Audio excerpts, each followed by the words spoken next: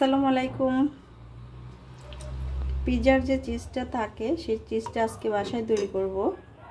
এটা বাজার থেকে অনেক দাম দিয়ে কিনে আনতে হয়, সেই জন্য বাচ্চারা যেহেতু কয়েকদিন পরে পরে পিজা খেতে চায়, তো পিজাটা আমি বাসায় তৈরি করে দিই ওদেরকে।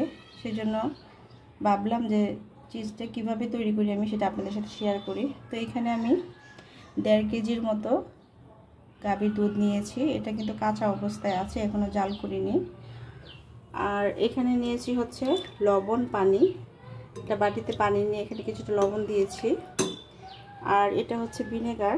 এখানে আমি 1 কাপ থেকে কিছুটা কম ভিনেগার নিয়েছি। এখন বলে দিচ্ছি এটা কীভাবে তৈরি করতে হবে, খুবই সহজ।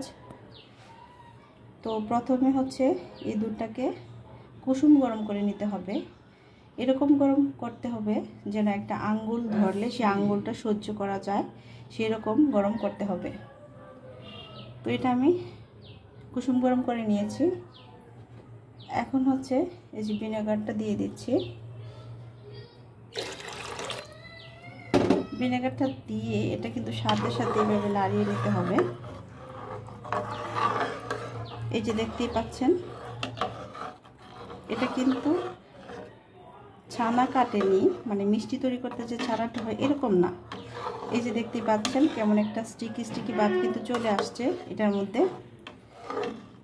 তো কখন বুঝবেন যে এই পিজার চিজটা তৈরি হয়েছে, যখন বুঝতে পারবেন যে এরকম একটা স্টিকি ভাব চলে আসছে। এই যে দেখেন, আমি দেখিয়ে দিচ্ছি। সাধারণত মিষ্টি তৈরি করতে যখন আমরা ভিনেগার বা লেবুর রস দিয়ে চানাটা কাটি তখন কিন্তু এটা ছড়া ছড়া হয়ে যায় বা চানা তৈরি হয়। এটা কিন্তু চানা তৈরি হয়নি, দেখি বুঝতে পারবেন। এই যে দেখেন, আমি দেখিয়ে দিচ্ছি। এই যে স্টিকি স্টিকি ভাব চলে আসছে, তখন বুঝতে হবে যে এটা হয়েছে। তো আমার এই পিজার চিজটা কিন্তু খুব সুন্দরভাবে হয়েছে, দেখতেই পাচ্ছেন। মাশাআল্লাহ, খুব ভালো হয়েছে। তো এইভাবে চিজ তৈরি করে বাসায় রেখে দিতে পারেন। বাসায় তৈরি করে রেখে দিয়ে যখন ইচ্ছা করবে পিজার সাথে খেতে পারেন, অথবা সকালে রুটির সাথে কিছুটা টমেটোর সস আর ডিম দিয়ে উপরে কিছুটা চিজ দিয়ে খেতে খুবই ভালো লাগে। তো এই তো এটা কিন্তু হয়ে গিয়েছে, দেখেন পানিটা বের হয়ে এটা কিন্তু হয়ে গিয়েছে। এখন হচ্ছে যেটা করব আমি সেটা হচ্ছে আমি এখানে দিয়ে দিব, এই যে এই লবণ পানিতে দিয়ে কিছুক্ষণ চুবিয়ে নেব। তারপরে একটা শুকনো কাপড়, সুতি কাপড়ের উপর দিয়ে পানিটা ভালো করে চেপে নিতে হবে। এখন হচ্ছে আমি এটাকে একটু যে লবণ পানিতে চুবিয়ে নিচ্ছি। এই যে দেখতেই পাচ্ছেন, এই যে দেখেন এটা কিন্তু হয়ে গিয়েছে।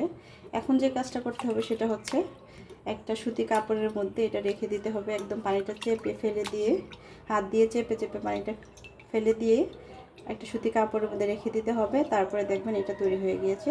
তারপরে ডিপ ফ্রিজে একটা বক্সে অথবা একটা কাগজের মধ্যে মুড়িয়ে রেখে দিবেন, দেখবেন সারা বছর খাওয়া যায়, নষ্ট হবে না।